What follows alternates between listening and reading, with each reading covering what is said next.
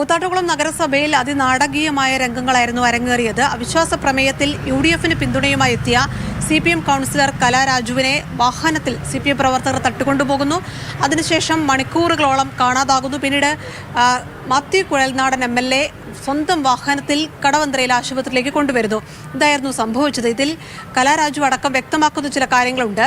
താൻ പാർട്ടിയെ ചില കാര്യങ്ങളിൽ പരാതി അറിയിച്ചിരുന്നു, അതിലൊരു പരിഹാരം ഉണ്ടാകാത്തത് കൊണ്ടാണ് ഇങ്ങനൊരു നിലപാടിലേക്ക് താൻ എത്തിയതെന്നായിരുന്നു മാധ്യമങ്ങളോട് കലാരാജു വ്യക്തമാക്കിയത്. എന്തായിരുന്നു ആ പ്രശ്നങ്ങൾ എന്നത് സംബന്ധിച്ചാണ് മകൾ ലക്ഷ്മി രാജു ഇപ്പോൾ മാതൃഭൂമി ന്യൂസിനൊപ്പം ചേർന്നത്. പാർട്ടിയുടെ ബാങ്കിൽ നിന്നാണ് നമ്മൾ 2016 10 ലക്ഷം ലോൺ എടുത്തിട്ടുണ്ടായിരുന്നത്. പിന്നെ അത് നമ്മൾ തിരിച്ചടയ്ക്കുകയും ചെയ്തു 2022 ആയപ്പോൾ. അച്ഛൻ ഇടയ്ക്കിടയ്ക്ക് കൊണ്ടുപോയി പൈസ അടച്ചു വിടുവാണ്. എന്തായാലും നമ്മുടെ ബാങ്കല്ലേ, പിന്നെ അതിനെക്കുറിച്ച് എന്താ ബില്ലോ കാര്യങ്ങളോ ഒന്നും ആൾ വാങ്ങി വെക്കില്ല. ഒന്നിച്ച് 3 ലക്ഷം രൂപ വരെ അടച്ച അറിവ് എനിക്കുണ്ട് പലിശയായിട്ടൊക്കെ. പിന്നെ ബാങ്കിൽ നിന്ന് ഒരു നോട്ടീസ് വരികയാണ് ഉണ്ടായത്. പിന്നെ അച്ഛൻ്റെ മരണശേഷം ഇവർ ജപ്തി നടപടികളിലേക്ക് നീങ്ങുവാണ്.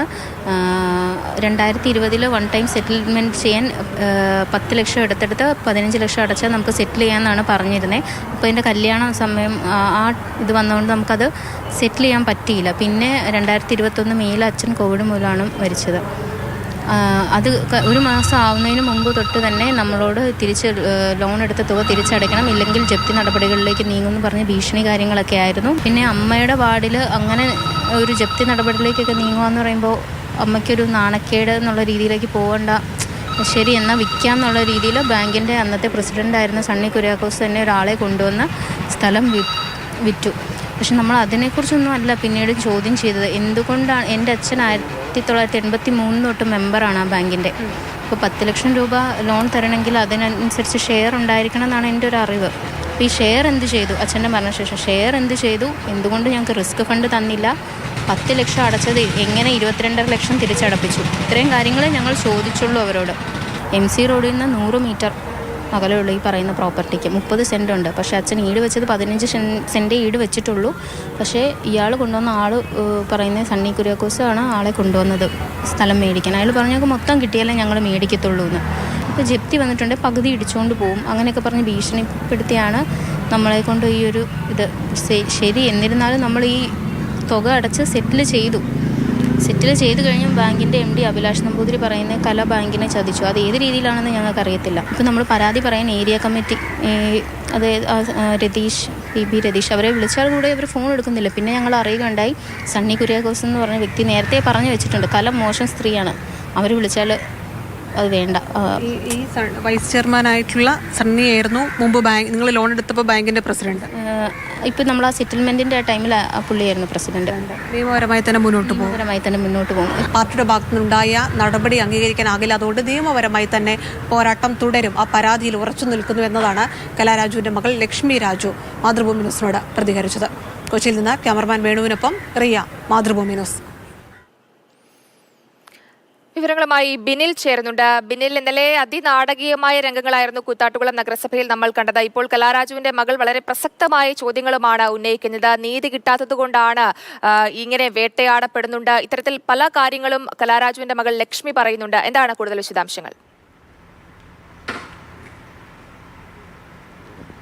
ജയലക്ഷ്മി, എന്തുകൊണ്ട് കലാരാജു UDF-നൊപ്പം പോയി എന്നതിൻ്റെ ഏറ്റവും പ്രധാനപ്പെട്ട കാരണമാണ് ഇപ്പോൾ കലാരാജുവിൻ്റെ മകൾ ലക്ഷ്മി പറഞ്ഞു വെച്ചത്. അതായത് പാർട്ടിയുമായി ഏറെക്കാലമായി അവർ അഭിപ്രായ ഭിന്നതയിലാണ്. അതായത് കൂത്താട്ടുകുളം നഗരസഭ ഇരിക്കുന്ന ടൗൺ വാർഡിലെ മെമ്പറാണ് കലാരാജു. അവർ CPM-മായി അകലാനുള്ള കാരണം ഈ ഭൂമി വിൽപ്പനയുമായി ബന്ധപ്പെട്ട കാര്യമാണ്. അതായത് അവരുടെ സ്വന്തം വീട് ജപ്തി ചെയ്ത് പോകുമെന്ന ആ ഒരു നിലനിൽക്കുന്ന സമയത്ത് CPM നേതാക്കൾ ഇടപെട്ടുകൊണ്ട് ആ ഭൂമി വിൽപ്പന നടത്തുന്നു. അതിനുശേഷം അവർക്ക് കിഴകൊമ്പിൽ ഒരു ചെറിയ വീട് വാങ്ങി നൽകുന്നു. ഈ രണ്ടിടപാടിലും CPM-ൻ്റെ ഏരിയ കമ്മിറ്റി അംഗങ്ങൾ അടക്കം ഇടപെട്ടു. അതായത് ഈ സണ്ണി അടക്കം ഇടപെട്ടു എന്നതാണ് ഇപ്പോൾ മകൾ ലക്ഷ്മി തന്നെ പറയുന്നത്. ആ തരത്തിലുള്ള പാർട്ടിയുടെ ഇടപെടൽ അവരെ വിശ്വാസത്തിലെടുക്കാതെയും അവരുടെ സമ്പത്ത് കൊള്ളയടിക്കുന്ന രീതിയിലുമായി പോയി എന്നതാണ് അവരുടെ ഏറ്റവും വലിയ പരാതി. ആ പരാതിയിൽ നിന്നാണ് അവർ പാർട്ടിയുമായി അകന്നു പോകുന്നത്. ഇതുമായി ബന്ധപ്പെട്ട നിരവധി തവണ അവർ പാർട്ടി നേതൃത്വത്തിന് പരാതി നൽകിയെങ്കിലും പാർട്ടി പരിഗണിച്ചില്ല എന്നതാണ് അവരുടെ ഏറ്റവും വലിയ ആക്ഷേപമായിട്ടുള്ളത്.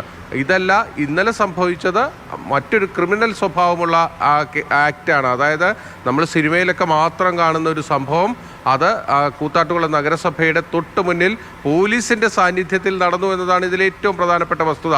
അവിടെ ഒരു DYSP അടക്കമുള്ള 25ഓളം പോലീസുകാർ നിൽക്കുമ്പോഴാണ് കലാരാജുവിനെ അവിടെ നിന്ന് DYFI പ്രവർത്തകരടക്കം തട്ടിക്കൊണ്ടുപോയത്. അത് കലാരാജു എന്താണ് സംഭവിച്ചതെന്നത് ഇന്നലെ വിശദീകരിക്കുകയും ചെയ്തു.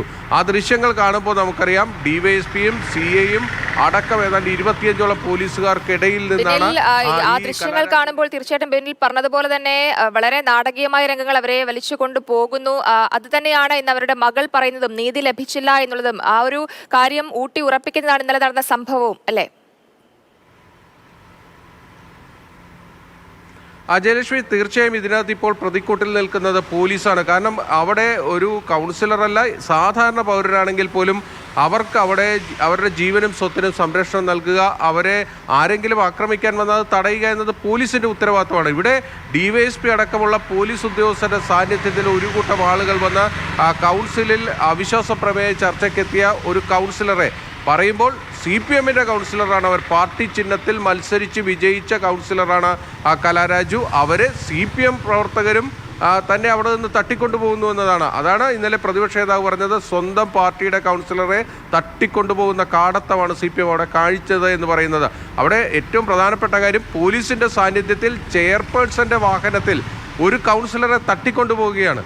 ഈ തട്ടിക്കൊണ്ടുപോയി ഈ ചെയർപേഴ്സൻ്റെ ഔദ്യോഗിക വാഹനമാണ്, നഗരസഭയുടെ ഔദ്യോഗിക വാഹനത്തിൽ കോർപ്പറേഷൻ കൗൺസിലറെ തട്ടിക്കൊണ്ടുപോയി നേരെ പാർട്ടി ഓഫീസിൽ കൊണ്ട് ഏതാണ്ട് 4-4.5 മണിക്കൂർ വയ്ക്കുന്നു. അവിടെയാണ് CPM മറുപടി പറയേണ്ട വിഷയം. ഇത് ഇപ്പോൾ തന്നെ CPM ഏരിയ സെക്രട്ടറി അടക്കമുള്ളവർക്കെതിരെ പോലീസ് കേസ് രജിസ്റ്റർ ചെയ്തിരിക്കുകയാണ്.